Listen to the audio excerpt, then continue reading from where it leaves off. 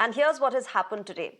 Gold continued to glitter internationally as it surged to a 6-month peak in global markets, prompting forecasts of a similar upswing domestically.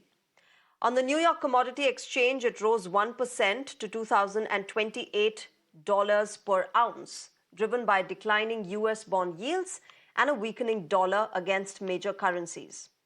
However, the Indian market witnessed just a marginal rise, with gold trading around 61,100 rupees to 61,200 rupees per 10 grams, inching close to its previous peak of 61,500 rupees. Now, the rupee's current frailty and the wedding season may aid this rally, yet some in the Indian jewelry sector foresee limited international market growth unless backed by a significant event. Now, why has it happened? What is the impact in India? We talk more about this on the show.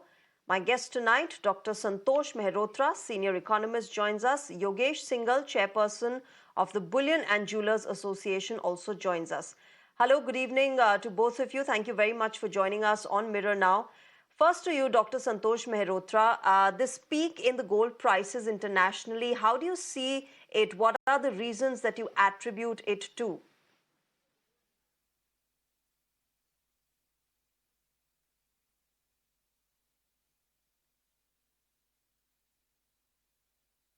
Dr. Mehrotra, could you please unmute yourself? I think you're muted.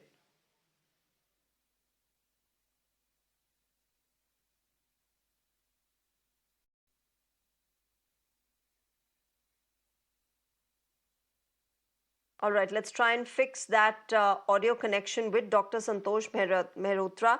But let me go across to Yogesh Singhal. Yogesh ji, कैसे देखते हैं gold prices peak कर गए हैं, बढ़ गए हैं, market में क्या हलचल है? क्या लोग अभी भी आ रहे हैं? शादी का सीजन है, क्या खरीदारी हो रही है अभी?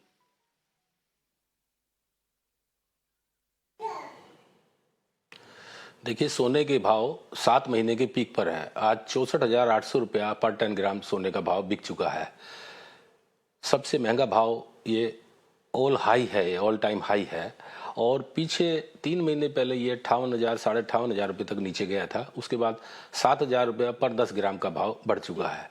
लेकिन चूंकि शादी ब्याह का सीजन है और बहुत तगड़ा सीजन है, लाखों शादियां हैं देश में, तो 14 दिसंबर की शादियां हैं, उसके बाद में शादियां नहीं है। तो मैं समझता हूं कि शादी ब्याह के सीजन में खरीदारी में कोई कमी नहीं है। हाँ, मायूस जरूर है जो खरीदार हैं जिनके यहाँ शादियां हैं, क्योंकि उनका सोने का भाव तो बढ़ गया है, लेकिन उनको कहीं ना कहीं वजन कम लेकर के संतुष्टि करनी पड़ रही है। शादी में उनकी मजबूरी है कि उनको ज्वेलरी खरीदनी होगी, लेकिन वो अपने रुपए में ही शादी में की ज्वेलरी है जो वो खरीद रहे हैं, तो वो कहीं मायूस है। और कुछ जो इन्वेस्टर हैं जिनको घर के लिए या कुछ अपनी पर्सनल परचेजिंग करनी है, वो अभी रुके हुए हैं। वो वेट कर रहे हैं कि भाव थोड़ा सा नीचे आए तो हम ज्वेलरी परचेज कर रहे हैं। योगेश जी, जब हम गोल्ड प्राइसेस की बात करते हैं, इंटरनेशनल मार्केट्स में बढ़ोतरी होती है, उसमें हमारे यहाँ कितना इम्पैक्ट पड़ता है? इंडियन मार्केट्स में आप जैसे लोग जो डील करते हैं इसमें, उन पे कितना फर्क पड़ता है वो प्राइस हाइक का, जो प्राइस बढ़ता है इंटरनेशनल मार्केट्स में?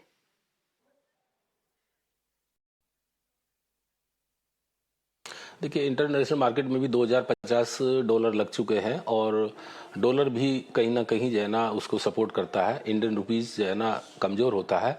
तो इन चीज़ों का जैसे युद्ध है सब पूरे वर्ल्ड में, कहीं हमास का, इजराइल का है, यूक्रेन का और रशिया का चल रहा है, तो उसी से भी महंगाई बढ़ती है और कहीं ना कहीं उसका भाव पे, सोने के भाव पे इफेक्ट आता है।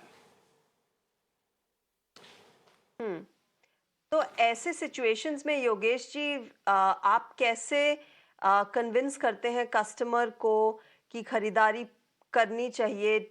हाँ, जैसे आपने बोला कि मायूस होते हैं, बट फिर भी जिन्होंने खरीदना है वो तो खरीदेंगे ही शादी ब्याह के सीजन में। बट ऐसे में आप जैसे लोग, जो जूलर्स एसोसिएशन है, वो क्या करते हैं जब प्राइस हाइक होता है और चाहे डिमांड हो, बट फिर भी कस्टमर उतना नहीं आता जितना यूजुअली रेगुलरली आता है?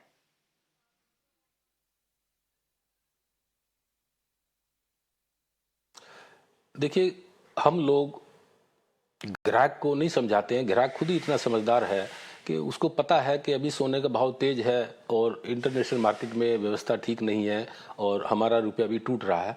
तो उनको खुद भी जो है ना, वो एक्सपर्ट होते हैं, टीवी देखते हैं सब लोग, तो वो पता लगता है कि भाव 70,000 72,000 रुपये तक जा सकता है। तो वो अभी खरीदारी करने में ही अपनी समझदारी समझते हैं। तो ग्राहक को पता होता है कि अब मुझे खरीदारी करनी चाहिए। 58 साढ़े 58,000 रुपये का जब भाव आया था, जब भी बहुत अच्छी खरीदारी थी, उतनी खरीदारी आज नहीं है, लेकिन बहुत ज़्यादा उसको पता था कि अब ये कनागत का चल रहा है, नवरात्र में भाव बढ़ेंगे, तो काफ़ी खरीदारी कनागतों में भी हो चुकी थी। Okay, we've got Dr. Santosh Mehrotra back with us. Dr. Mehrotra, how do you see this hike, this 7-month hike that we're seeing in the gold prices internationally? What are the reasons that you attribute it to? Well, India is one of the biggest importers of gold in the world. And for us, the big reason for importing gold is for jewelry purposes. Of course, India is an importer also because it converts the gold into jewelry and then exports it. So at this time, I think your other guest has already rightly said that this is the peak time for weddings, Indian weddings. So Yeah. because India is a major importer of the world and one of the biggest markets for gold in the world, and if this is peak time demand, then it's not surprising that international prices are going to be also peaking. And it makes sense, as your other guest was saying, that many people know this, and therefore, I mean, Indians who are about to have weddings know this, and therefore they normally tend to buy their gold not at the last minute, but they buy reasonably well in advance.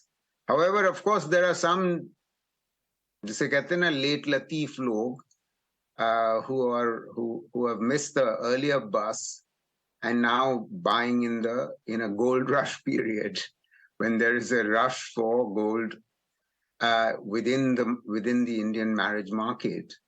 So that's what I would attribute it to. I mean, if you're seeing a peak, a 7-month peak of gold prices. Dr. Mehrotra, do you also feel that, the fact that the Fed Reserve Governor had indicated of a possible rate cut in the near future, that has cemented the market expectations as well when it comes to gold prices? Well, we see normally the connection between rate cuts and gold prices is as follows: that in a context where savings are dropping, right? We have to remember that savings as a proportion of GDP have actually fallen in the Indian economy because incomes have not been growing.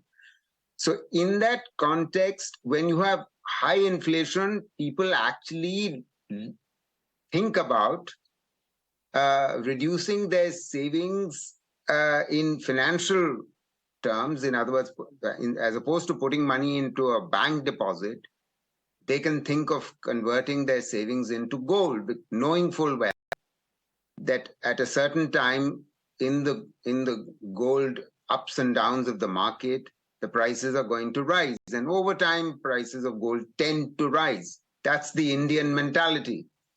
So that's the relationship between sort of savings rate in India and gold prices and the demand for gold. Currently, we know inflation rates are high, and whoever has surplus cash lying around, and this has got nothing to do with, this being the time for weddings, time in the year for weddings, that people tend to buy gold and hold their savings in gold as opposed to putting it into bank accounts. I mean, there's only a small proportion of the total population who has savings which they can put away in the form of gold. Though, of course, gold is still remains as a favorite item in rural areas.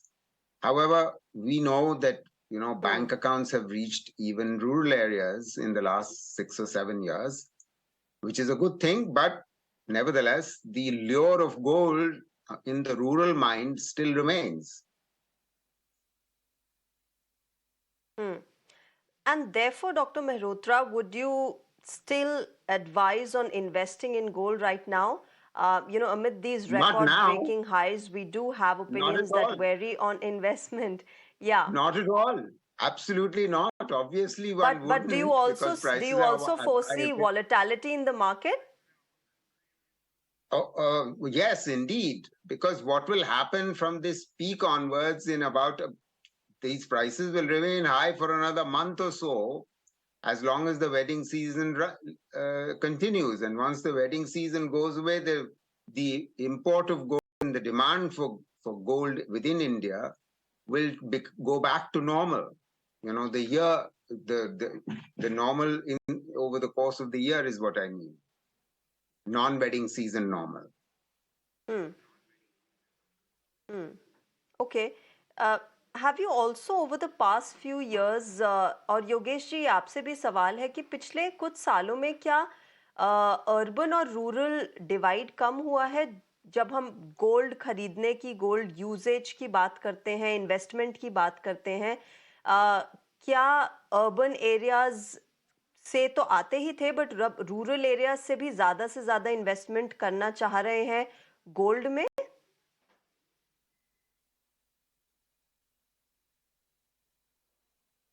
लेकिन urban area में छोटी buying होती है क्योंकि कोई 10 तोले कोई 20 तोले अपनी बेटी की शादी में देता है।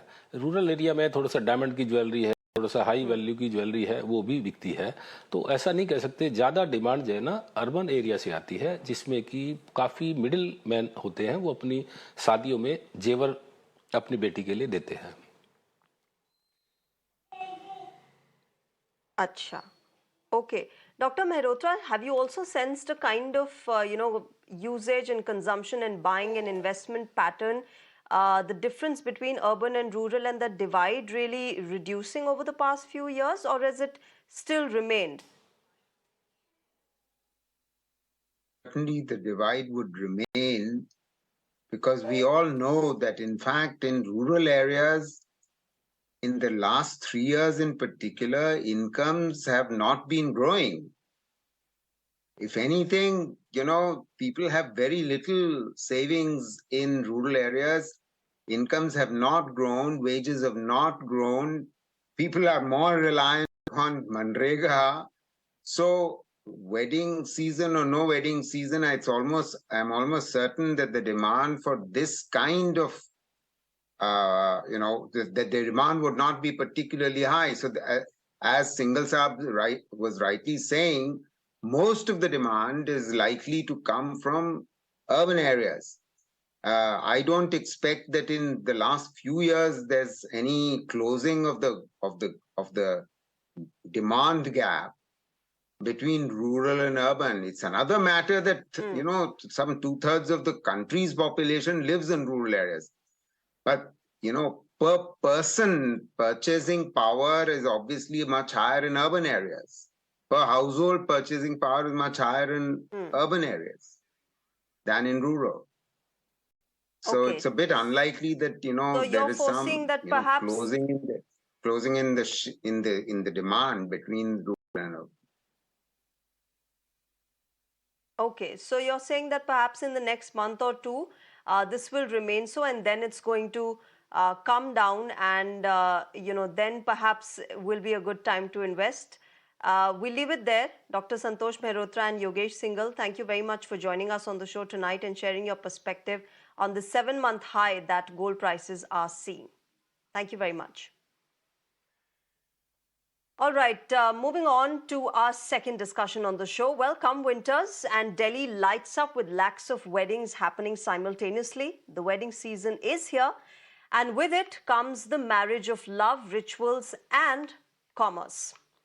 As per Confederation of All India Traders, an unprecedented business turnover of 4.25 lakh crore rupees within a span of 23 days is expected this year.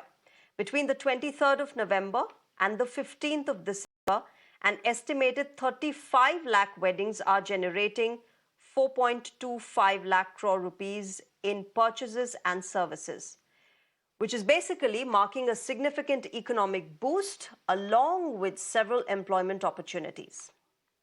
Amid these celebrations, in his recent, the most latest Mann Ki Baat, Prime Minister Narendra Modi pitched the idea of vocal for local weddings. He urged young couples to choose India as their preferred destination of wedding instead of going abroad to get married. Great idea, but well, differing views on it. And to talk more about this, joining me on the show today are Rami Desai, author and political analyst. Anuradha Gupta, founder and CEO, Vows for Eternity, also joins us. Thank you very much to both you ladies for joining us. Good evening.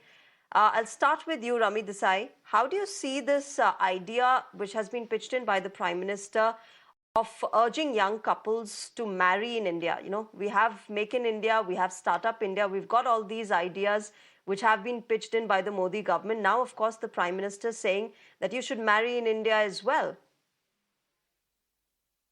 Well, I think, what he said is absolutely logical, because he's saying it in the context of the fact that, there are so many weddings in India. India has 25% of the world's weddings. That means 1 out of 4 weddings on earth happens in India, and I think what he's trying to say is he's seeing it from the lens of, vocal for local campaign, which is aimed towards strengthening the local economy, providing employment opportunities, I think Prime Minister Modi is urging people to extend that sentiment of supporting Indian products to weddings, which, he says could generate around 5 lakh crore in business during the wedding season. Now, you've already given some fantastic statistics on weddings, but it's estimated that in the last 2 months, in 2022 itself, that $46 billion was spent on weddings.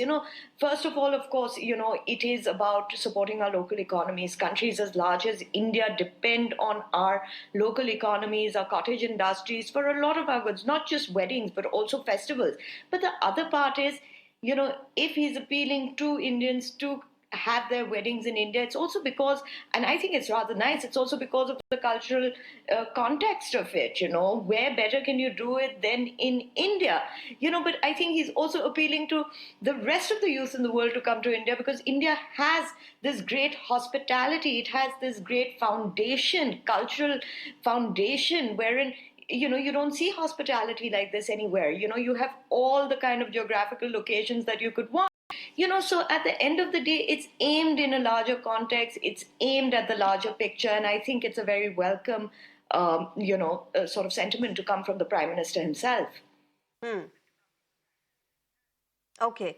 Anuradha, you're somebody who is involved in matchmaking, but when youngsters come to you, when young couples come to you, is there a preference of meeting only those kind of people who would want to get married abroad, and that kind of preference that is still going on among youngsters? No, not at all. I think, the world has changed.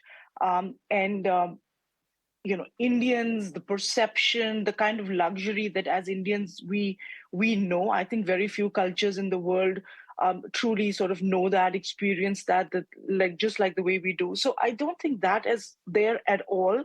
I think marriage is it's a personal, and the location is a very personal choice. There are some people who want a different location. It could be in India, it could be outside India, because there may be a history to that place. They may have memories, associated with that place. It may hold a special meaning for them. So that could happen, and that does happen often. But I think other than that, just being in India and having a wedding in India is very, very much on people's mind. Though I think the initiative and the intent of the Prime Minister is fantastic, but I think there is some work that needs to be done in terms of marketing, creating this brand, this India as this luxury market, as we have some of the most beautiful, some of the most stunning locations in the world. We have the hospitality to match it. But I think just the marketing of it, if you have something which is great and the world is not fully aware of that, that can be extremely limiting. And I think there is much work that needs to be done for that. Sometimes even in India as well, because you know sometimes people want to go outside India because it's aspirational. We have the young population is one of the youngest in the world as a country. It's an expanding level of affluence. There is an aspirational quality that comes in often with international destination weddings. But I think if we bring that back to India and we center it in India and the options that India offers, I think a lot would change. Okay. A very beautiful video actually came out today, Rami and Anuradha. I don't know if you've seen them till now. They're all floating around on social media. That of the wedding ritual of Randeep Huda, who's now married. Yes, we're playing those visuals on our screen now. They got married in Manipur in a very traditional Manipuri ceremony. And, not just them, we've, earlier got celebrities like Siddharth Malhotra and Kiara Advani and others who have gotten married right here in India. Rami, a lot of influence also there when celebrities stay back here and have these grand weddings very much in India, promoting not just the idea of India as a wedding destination, but also generating a lot of employment, isn't it? Shreya, I'm so glad you're running these visuals. As you know, that my actual area of expertise really is the Northeast, and I work on conflict and insurgencies. And Manipur is something that I've been heavily involved with. And I've said this over and over again that once the conflict stops, it is normalizing society wherein society feels safe, so that they can go back into track. And, people like Randeep or Lin Laisha, I have to be honest, I don't watch a lot of Bollywood, but, for whatever for whatever it is worth, having celebrities like this come to states like this shows, some amount of normalization of situations. And I think that's what they've done, the beauty of the wedding, the traditions, it gives an image of a state that was wrecked with conflict coming back, limping back into normalcy. And I think it's a great thing that they've done. They could have easily had it in Bombay, they could have had it in Delhi, but they chose to go back to Imphal and do it. And I think these are the kind of, sort of indicators that we need. We need these kind of encouraging moments, to see that, things can go back to normal. So I think this was absolutely fabulous. Yeah, absolutely. And how many times do we have traditional Manipur rituals and weddings out on social media? In fact, a lot of celebrity weddings are also very generalized now with the, say the same kind of rituals and photographs and videos that come out. But at least, to give them credit, they are doing it in India and promoting the destination. But Anuradha, also the fact that when you talk to youngsters, when you are involved in the matchmaking, have the preferences changed in terms of what they would want at the wedding, how they would want it? Is a person also looking at that in terms of, because a lot of youngsters have gone out and settled abroad, they've had that exposure outside. But here in India, is there an effort or a desire to sort of imitate that which is happening outside, or go ahead with the kind of Indian trends that we are seeing? Well, I mean, I'm more involved. I'm not in the wedding planning industry, but in terms of Yeah. connecting people, I think it is, again, these are very individual choices. I think even in the clip that you just showed, I don't think anybody is trying to make a statement. I don't think Randeep Huda, I don't think it's that, they've chosen a location to make a statement. I think it's personal to them. It resonates. It's a very personal choice. And that's why I think they've gone ahead and done that, because But in that ultimately process, marriage is, you Anuradha, do that for why not? yourself, Why right? not? If it's making a statement, yeah, it might be a Sure, I personal don't. choice, but why not? If it's making a statement, it serves the purpose, isn't it? Correct. Well, I don't know I if don't they're think they're doing going it. out to make a statement, but I think just the sheer fact that they chose Imphal, because of course Lynn is from there, but the fact that, conflict hasn't abated there for the last 6 months, I think it makes it very poignant. Sure, but again, it's sort of just coming back to my Anuradha, go original ahead. You sort of wanted point to of make a point. Yeah. marketing, right? I just think that I think there is a lot of work that needs to be done. I mean, I live in the United States, and I spent 8 months in a year in the US, and India as a wedding destination is not being promoted yet internationally. And I think it's not only about Indians in India, choosing India, but I think there is this massive, massive market of whether it's Indians or even non-Indians outside India that, as a country, we need to start looking at. And there is much work that needs to be done to draw those people as well. I mean, this is a massive industry. And therefore, Anuradha, what should we be doing? You're talking about marketing India as a wedding destination, as a wedding tourism destination. What, according to you, should be done? Say, the top three things that India should be doing right so that it promotes itself as a wedding destination internationally. Well, I mean, marketing. I mean, these days, digital. I mean, digital is really post COVID. I mean, that's really taken over. So it's fairly easy to do that. I mean, the perception of India has changed a lot in the last few years in the international community. But it's not a place that really comes to mind for most. Definitely not for most foreigners as a choice, right? As a choice when it comes to marriage, and that's because it's not, whether it's tourism, whether it's government tourism, it's government having contracts with private agencies, or even private agencies, companies. It is a massive. Wedding tourism can be massive. We have been talking a lot for years about medical tourism and all other sort of tourism, but the wedding industry is huge, and it's India is to be center stage. I think this is a great wedding, and the kind of luxury that we are going to be able to put on the platter for people who are non-Indians. I mean, this is something which the rest of the world they haven't seen it. It's not commonplace in the Western world, for sure. Okay, Rami, last question to you. In fact, also the same question to you. How can we promote India as a wedding destination internationally? We've got some beautiful rituals, some beautiful warm hospitality that India boasts of. What can we do to take this forward globally? Sure, Campaigns. sorry, who was that aimed at? Rami, to you. All right. Obviously, Anuradha, expert here, and she's answered that. But to add to it, I think I'd just like to say that I think there's a little bit of trust deficit when it comes to traveling to India, or maybe doing business in India, or maybe having transactions in India.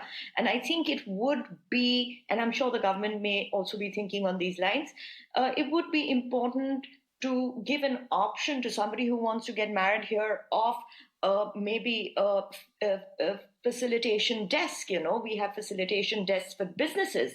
I think if their agenda is to have 25 centers of top destinations where you can have your weddings, I think there can be a facilitation desk also where you have vendors and you have other components of people who are involved in weddings register themselves, so that there is some sort of trust, because India just seems like a very far away, maybe an intimidating, very large geographical location to most people, especially in the Western world or even Far East. So I think maybe that would be a good starting point. And of course, we've done some great campaigns, I mean, look at the God's Own Country campaign, which really put Kerala on the map.